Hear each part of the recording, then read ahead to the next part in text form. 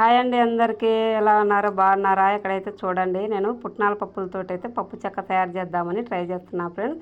చాలా రోజుల నుంచి అయితే అనుకుంటున్నా ఈ పప్పు చెక్క అయితే తయారు చేయాలి అని, కానీ ఈ రోజైతే కుదిరింది.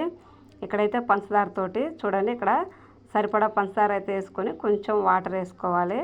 ఇది బాగా పాకం వచ్చిన తర్వాత ఈ పాకంలో మనం ముందుగా కట్ చేసుకున్న కొబ్బరి ముక్కలు సన్నగా కట్ చేసుకోవాలి. ఈ కొబ్బరి ముక్కలు వేసి బాగా కలుపుకున్న తర్వాత ఇందులోనే సరిపడా పుట్నాల పప్పులు అయితే వేసుకోవాలి. చూడండి, ఫస్ట్ టైం అయితే ట్రై చేస్తున్నాను, ఎలా వచ్చిందో మరి. పుట్నాల పప్పులు వేసుకున్న తర్వాత ఇందులోనే కొంచెం ఇలాచీ పౌడర్ అయితే వేసుకోవాలి ఫ్లేవర్ కోసం. ఇలాచీ పౌడర్ వేసుకుంటే చాలా అంటే చాలా బాగుంటుంది స్మెల్ అయితే. చూడండి, మేము ఇప్పుడు చిన్నప్పుడు తినేవాళ్ళము ఇవి, అంటే సైకిల్ మీద తెచ్చేవాళ్ళు, ఏదో ఇనుప సామాన్ వేసి కొనుక్కొని తినేవాళ్ళము.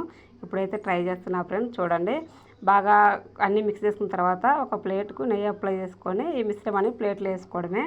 వేసి బాగా చల్లారిన తర్వాత ఒక గంట తర్వాత మనము ఒక చాకు తీసుకొని చిన్న చాకుతోటి ఇలా పైకి అంటే అవి లేసేస్తాయి. చూడండి, ఫైనల్గా అయితే ఇలా వచ్చింది.